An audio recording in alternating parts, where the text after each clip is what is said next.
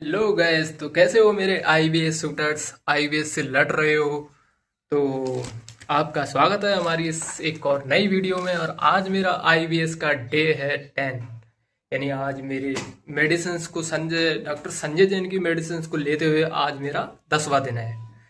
तो मैं आपको सिम्टम्स बता देता हूँ। अब मेरी क्या स्थिति है। तो पेट पे तो अभी इतना असर नहीं है, मतलब एनजाइटी में पहले करता था या फिर थोड़ा ओवर थिंक करता था तो पेट पे असर ज़्यादा पड़ता था। यानी थोड़ा ज़्यादा अजीब सा महसूस होता था पेट से, जो जिससे मतलब कठोरता बनी रहती थी पेट की। एंड अब क्या है कि जो पहले एनजाइटी बहुत ज़्यादा थी एंड ओवर थिंकिंग ज़्यादा थी, वो बहुत कम हो चुकी है। और भाई ये जो बीमारी है ना, इसमें 6 महीने भी लग सकते हैं, किसी को 2 महीने, किसी को 1 साल भी लग सकता है और किसी को 2 साल भी लग सकते हैं। और ये आईबीएस भी भाई दो तीन तरह का होता है। आईबीएस सी डी और एक दो तीन दो एक तरीका का और होता है बेसिकली। मुझ में तो शायद सी या डी का अभी कोई वो नहीं है सिम्टम, लेकिन बताऊंगा मैं क्या है फिलहाल। और डी आईबीएस डी में क्या होता है कि डायरिया हो जाता है आपके, बार बार जाते हैं आपको। उसके साथ अम, उसके साथ फिर डिप्रेशन एंजाइटी वगैरह आपकी होती है। आईबीएससी में कॉन्स्टिपेशन कब्ज वगैरह आपकी बनी रहती है और इसमें का आपका स्टूल टाइट रहता है ना। तो ये कुछ लक्षण होते हैं। एंड अगर आप डॉक्टर संजय जैन जी से मेडिसिन ले रहे हैं और न्यूरोथेरेपी पे भी आपने दिखा लिया है, वहाँ भी कोई आराम नहीं पड़ा है, गांव में आपने काफ़ी जगह दिखा लिया, ये उससे भी संबंधित है। नस नाड़ी कौड़ी, ये उससे भी संबंधित है। तो अगर आपकी ये समस्याएं हैं तो मेडिसिन के साथ आप कुछ एक्सरसाइज भी कर सकते हो, जिससे कि आपकी जो पेट की स्थिति है वो बिल्कुल सही बनी रहे। और अगर जैसे आपकी मेडिसिन्स वगैरह चल रही हैं और मेडिसिन्स चल रही हैं और आप वो एक्सरसाइज कर रहे हैं, यदि आपको पेट में कुछ दिक्कत हो रही है तो आप उस एक्सरसाइज को बंद कर सकते हो। एंड उसके साथ मैं आपको बता दूंगा वो कौन सी एक्सरसाइज करनी है जिनसे आईबीएस बिल्कुल सही हो सकता है।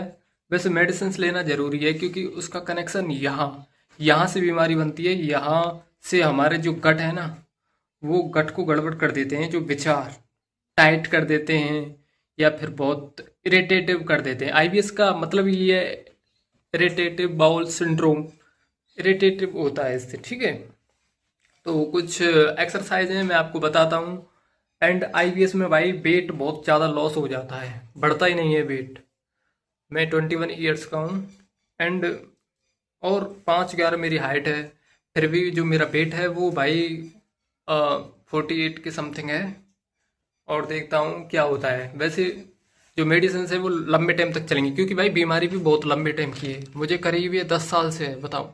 10-11 साल का रहा हूँगा उस समय में, तब से ये बीमारी है। और ये तब से ही बनी है क्योंकि स्कूलों में मैं टेस्ट वगैरह से, टीचर्स से बहुत डरता था और तभी से हर चीज़ से डर बना रहता था। तो उस डर का कहीं ना कहीं कनेक्शन माइंड से पेट पर हो गया है। पेट कठोर और हर जो इम्पैक्ट है वो पेट की आंतों पे पड़ता है, गट्स पे पड़ता है, ठीक है।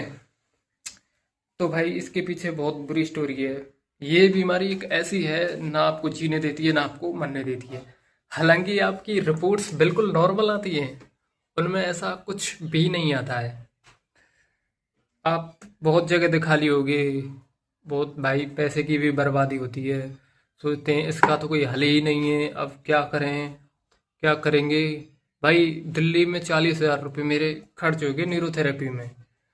वहाँ क्या है, वो एक्सरसाइज वगैरह करते थे। जब आपका ये यहाँ से क्लियर नहीं होगा, सही नहीं होगा, तो भाई वो तो फिर से बन जाएगी, फिर से वहाँ गट में दिक्कत होगी, वो कर भी देंगे। हालांकि नहीं होता है वहाँ भी। पैसे बहुत ज़्यादा मात्रा में चार्ज करते हैं, एक दिन का 2,000 कम से कम, इतने पैसे तो लेते हैं भाई। यानी कोई सेटिंग वगैरह होती हैं, एक सेटिंग के 700, दिन में 3 सेटिंग होती हैं तो 2100 रुपये 2,000 के समथिंग वो लेते हैं। तो मेरी पहली सलाह यही है कि सबसे पहले अगर आपको ये सिम्टम्स दिखाई दे रहे हैं तो डॉक्टर संजय जैन जी के पास जाएं। वो जयपुर में हैं, या फिर उनके पास ना जाएं तो किसी और साइकाइट्रिस्ट के पास आप जा सकते हैं, उनसे मेडिसिन ले सकते हैं। ठीक है, तो वहाँ आपको आराम मिल जाएगा। एक्सरसाइज भी करनी है।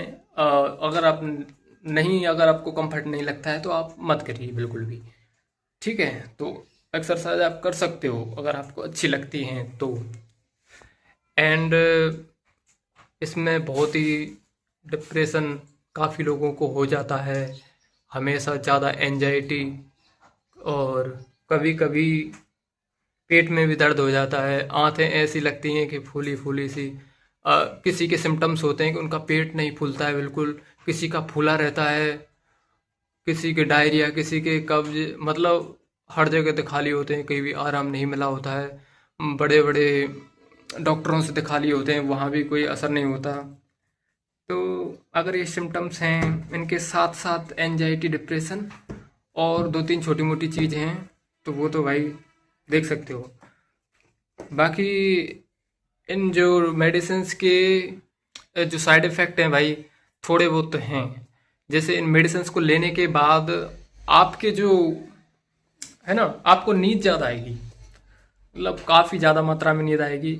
उबासी, हमेशा सुस्त पड़ो रहोगे, और ऐसी स्थिति बनी रहेगी। कभी कभी ऐसा उल्टी का सा भी मन कर सकता है, हालांकि भूख भी आपको सही लगेगी।